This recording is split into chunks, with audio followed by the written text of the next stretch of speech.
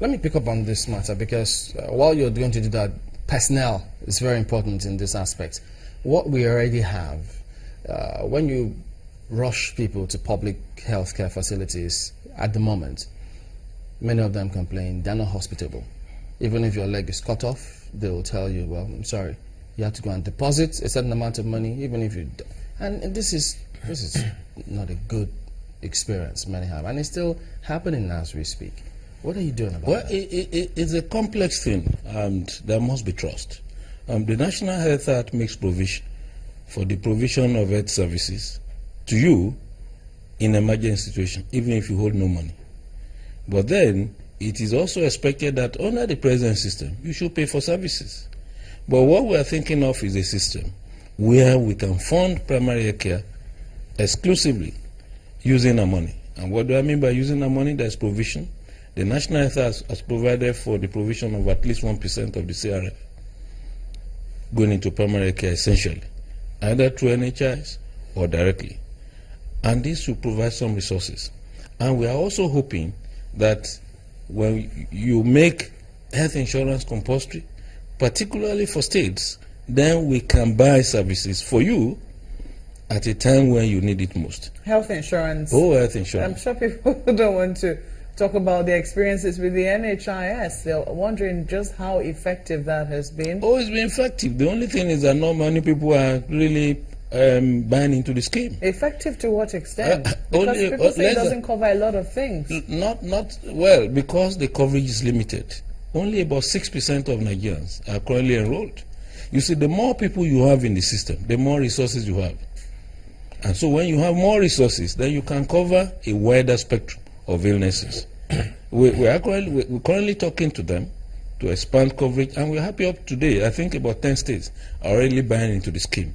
When states buy into the scheme, and we're also able to establish community health insurance, then more people will pay, there will be more resources, and federal government can also put in our national money into this. I think what we need is some understanding. One, we also need to make sure that the system is functional. We also need to develop trust in the system. Mr. Minister, when exactly do you think that we can begin to, see some changes in the health sector? Because the experience of a lot of people right now when they go to the hospital is that nothing has changed. Well, I think the real challenge is that we do not appreciate what we have. We do not have a perfect system, but then what we have is not as bad as we want to portray it. We recognize the challenge. We want to decongest the tertiary system because that's the face of the system. That's what the elites, that's what they see. People want to go to LUTH, want to go to USAGE, want to AB, UTH, and to be seen quickly. But the challenge we have is that with the collapse of the secondary and the primary system, everybody, including those with aches and pain, diarrhea and vomiting, fever, skin rash, they move into a teaching hospital. That's not what the teaching hospitals are made for. When you have a functional primary care system, a good and functional secondary care system, 90 to 95% of our people will go there. You then have just 5% going into those priority tertiary centers. And when they get there, because you've decongested the tertiary system, they will receive good attention.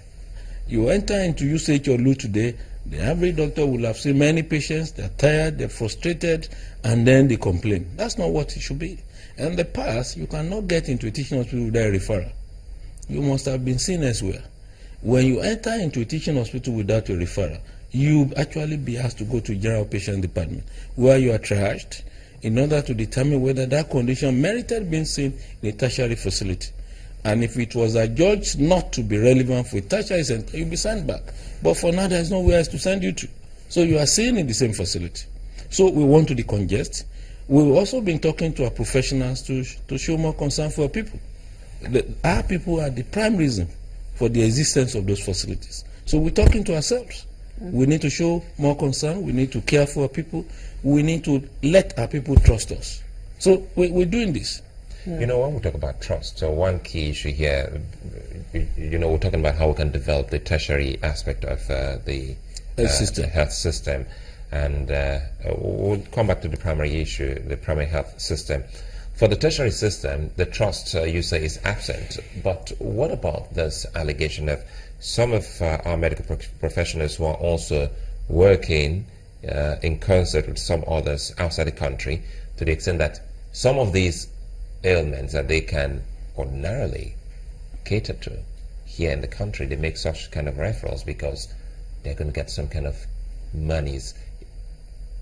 I don't know if you've heard this. I don't want to use the word medical tourism now, but some other ailments that would have been, catered to by the medical professional here in Nigeria is referred to somewhere outside the country, because the medical professional or practitioner has a partnership with another health facility outside the country, to that in every patient you bring, you make some kind of money. Well, you're absolutely right. I've heard of this. I do not have a really documented evidence that that practice is in existence, but some of the practices are quite suspicious.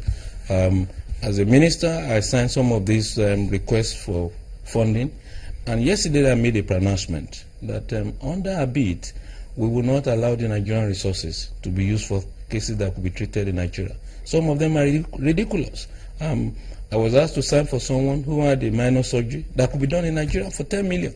And I said, jokingly, I told one of my aides, I said, I'm sure in the best of the private facilities in Lagos, this can be done for $500,000. And my aide said, oh, we could do this for 150,000. So you can imagine what could be done for 150,000. We are being asked to pay 10 million. And one of the things we want to do is to restructure the regulation.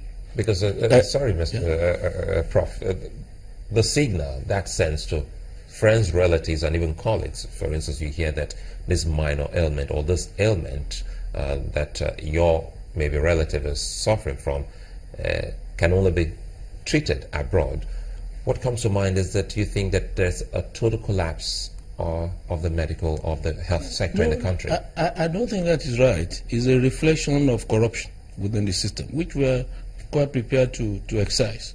What we're now saying is that since before we will use Nigerian money to pay for this type of ailment, we want a referral letter indicating that it could not be done in Nigeria. And we are saying that it must not only be signed by a doctor, it must be certified by the head of the institution that cannot be done in Nigeria. And where such cases have been proven wrong, we will penalize the institution. We can't allow this to continue. There are allegations. We want to look into some of them. We may never get to the root, but certainly as a doctor, a practicing one, I could recognize some that could be done here. What about equipment? We'll come back to the health facilities. As a doctor, there's so many things you can do, and so little you can do without having those facilities in place. We've seen some of Nigerian trained medical doctors become one of the best when they leave the country. Yes, I do. How come that till this moment we still talk about death of facilities and equipment in most of the teaching hospitals? It's complex. Some years back, we really funded the rehabilitation of the teaching hospitals. I think in the first instance we did 7, another 7, and then we added 14. I think the challenge is the infrastructure. Some of these equipment are so power sensitive, are so sensitive that they could be damaged by outages. And even abroad, you have stable electricity. And then the rate at which some of these equipment get replaced by newer ones is so rapid.